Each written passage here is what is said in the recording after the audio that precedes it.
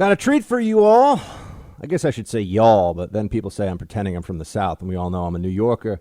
We have Dave Rubin, also a New Yorker, joining us now. He is the host of the Rubin Report and has a new book out. Don't burn this book. We will adhere to that request, but we will show you the book and talk to you about the book right now. Mr. Dave Rubin, first time in the Freedom Hut, sir. Welcome.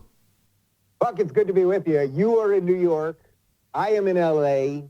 All of the free people of America live between us, and yet we talk about freedom from these tyrannical, authoritarian cities. What have we done wrong in our lives? That's the question.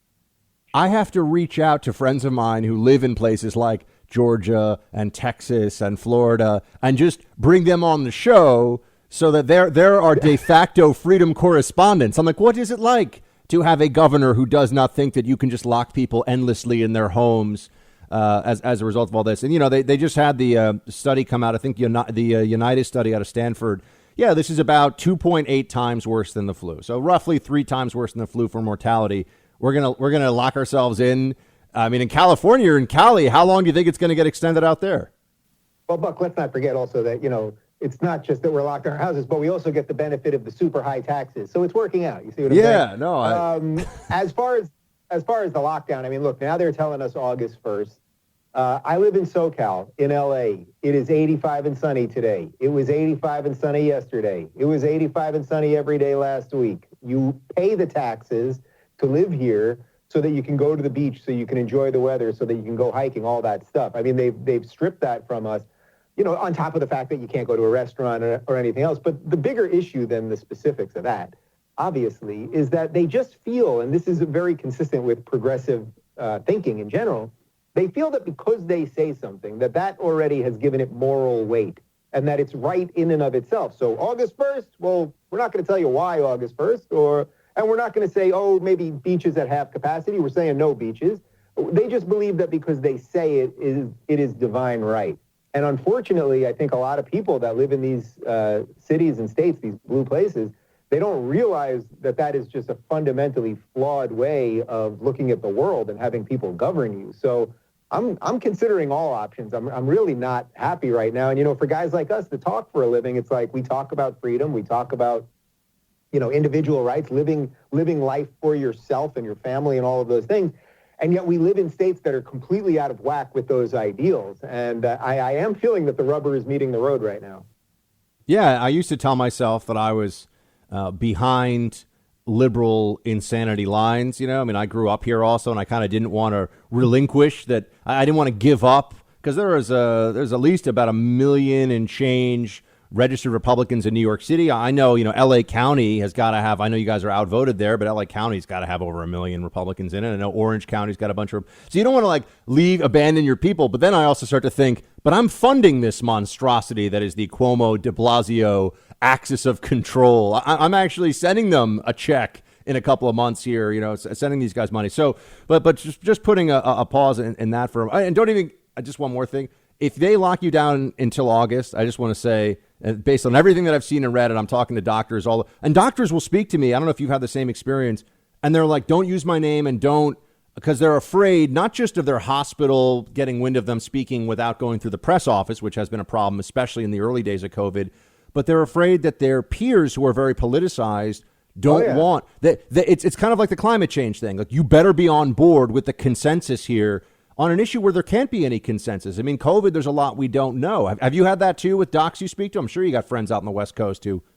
Oh, I've got friends on the West Coast. I've got a good friend who's a doctor in Texas. I've got a friend who's a doctor at a hospital in Long Island. I'm talking to all sorts of people, and yeah, nobody wants to go on the record just to share their thoughts if the thoughts are a little bit out of mainstream, which, by the way, is a hell of a segue to my book, because that's exactly the purpose of the book, that good people are no longer saying what they think, not because they're bigots or racists or politically radical or anything like that, but because they fear that this machine, this outrage machine, cancel culture, the mob, whatever you want to call it, that it is going to come for their job, it is going to come for their family and the rest of it.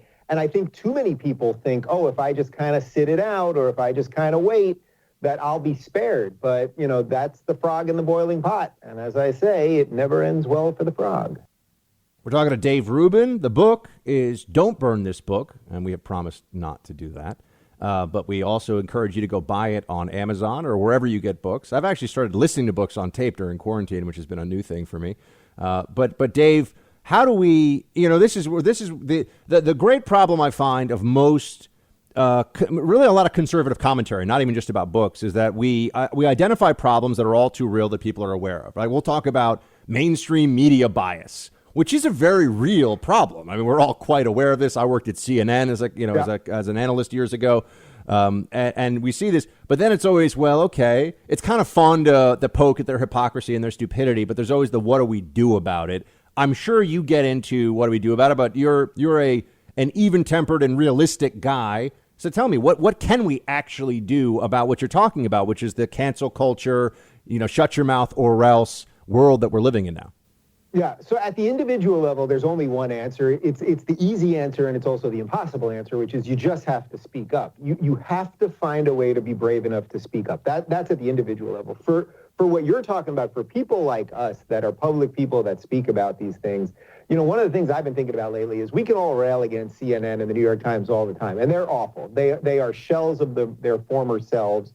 I can tell you, my book's been out for 2 weeks. We made the New York Times bestseller list 2 weeks. They did not want to put us on there. And, they don't even do it by the number of books sold, because I think we would have been number 3 week 1. They put us at number 11. And then in their print version, they only list the top 10. Like, they do so many shady things. And I only bring that up, not to pat myself on the back, but just to show if they're messing around with numbers of books sold, what else do you think they're messing around with when it comes to editorial and their news coverage? What stories do they ignore for weeks, like Tara Reid? Where, if it was Kavanaugh, we know what they would have done or what they did do, as a matter of fact. So I think for guys like us, we have to kind of decide how much time do we want to devote to the crumbling institutions versus building better institutions. I think that's what I've been trying to do independently here. I think that's what you guys are trying to do at the First. And it's like, just keep building. Just keep building. Those guys will crumble. The only reason anyone knows Brian Stelter is because he sits in a chair of a show called Reliable Sources, which should have been called Unreliable Sources, and then I would have no problem with it. But that was a show that Howard Kurtz had, for 20 years until he got in hot water and then was booted and then went to Fox. But the point is, the chair is what matters, but the chair doesn't matter much more. You know what I mean? The institutions are crumbling, and I'm tempted to just let them crumble. I get more podcast listens than Anderson Cooper gets nightly views. I mean, the idea that we're always worried about what they're doing, yes, there's a feeling like, oh, we need to worry about it because they're brainwashing people. But, the more this blue state nonsense happens and we can't leave our houses and the rest of it, I think, as I said on Fox last night, it's like they're probably red-pilling people faster than we ever could. You know what I mean? Like, we can tell people facts. I think that was your point. We can calmly tell people facts, what's going on, wake people up. But the more that their lives actually get crushed by progressive big government policies, I saw a video this morning, I think a guy in Boston who was just basically screaming, I've had my business for 25 years. I'd rather open it up and take the risk with COVID. It's like, yeah, it's your business. It's your life. You're allowed to take risks. The progressives are basically saying, hey, no risk in life. No risk in life. We're just going to keep you in your house. And it wasn't me, but a wise man once said, those who would trade liberty for security deserve neither. Speaking of Dave Rubin, author of Don't Burn This Book, which has, as he pointed out, already been rocketing up the bestseller list over at the New York Times. Dave, you have some exposure to the libs that others don't, and that you at one point worked at the Young Turks, right? Or worked with the you were at the Young Turks. I'm just wondering what you did now that you are somebody, because they're not.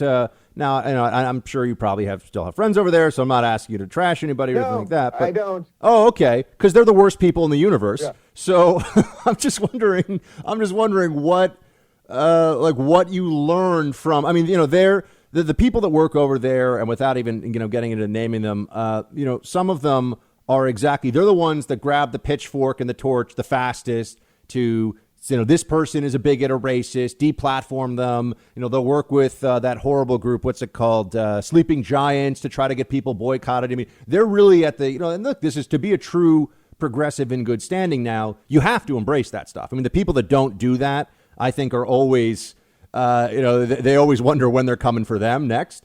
So what did you learn from that process? Like, how can anyone work for Media Matters and sleep well at night, or the Young Turks? No, look, I don't want to get into the specifics of the people, but I can broadly talk about it. That's what I mean. It's so consistent with what progressives do with everything. I mean, the Young Turks, they rail they'll scream all day long that everyone should be part of unions, and unions are great, but they're not a union shop themselves.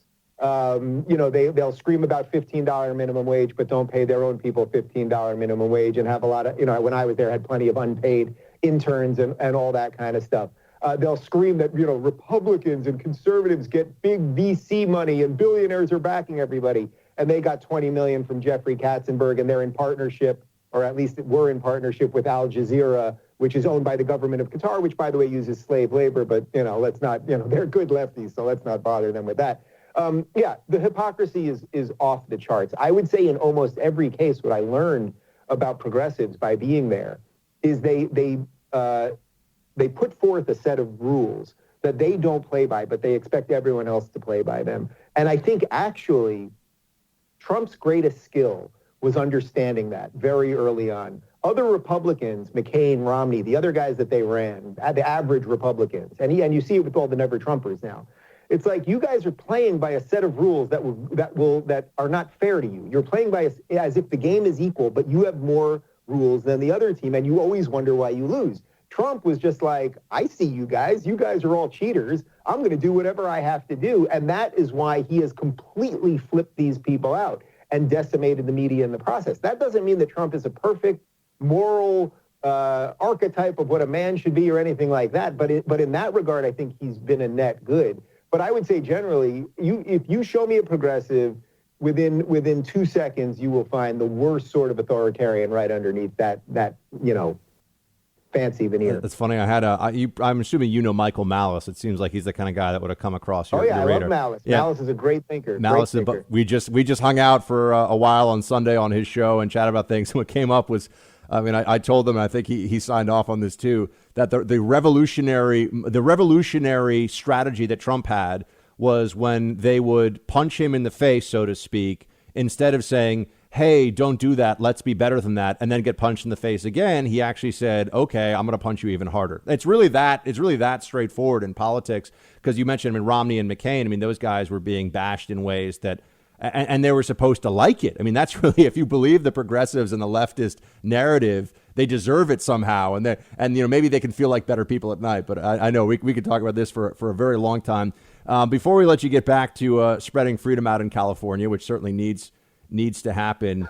It ain't easy, man. It ain't easy. Do you think that people have learned in the aggregate? And it's very tough, but have we learned the right lesson here from the lockdowns and everything? Do people see this the way they should, or are you afraid that if anything, it just emboldens the kind of never Trump government will solve everything mentality, and how that will play out this fall when there's an election? Yeah, well, it does expose a lot of the left's nonsense. It's like, on one hand, you're telling me Hitler's in charge of the government, and on the other hand, you're telling me, we have to let the government tell us that we can only live in our houses. It seems like they don't seem to get that disconnect there. As I said earlier, I think the silver lining to all of this is the more authoritarian a government becomes, I think the more it wakes up good people to what freedom actually is. So short of an economic collapse that is beyond unimaginable, and I'm talking about something significantly worse than what we have right now, despite how bad it is and 30 million people out of work and the rest of it. If we don't get to that point, I think it bodes well for Trump. I think that most of the issues that Trump has been talking about, China and borders, Second Amendment, things like that, free speech, these things are all winners, I think, on the conservative side come the election. The only thing is, look, we're 5 months out from it or something like that at this point, a little more than 5 months, actually. So anything can happen at this point. Anything can happen. I'm not even convinced that Biden's going to be the nominee. So it's like we got a weird thing coming politically. My hope is, and it's the only thing that allows a guy like me to stay in L.A. and probably a guy like you to stay in New York, that the more that these guys encroach, the more that de Blasio puts these absurd policies in to just quash people while he wanders around the park, that they will wake up. So it's like, for all of us, it's like, do you stay and fight or do you bolt? Texas is looking pretty good these days. Hey, Team Buck, thank you so much for watching The First on YouTube. If you like this video, please click that little thumbs up button so then it will log as liked. And also, if you want to see more great content from The First, please click subscribe.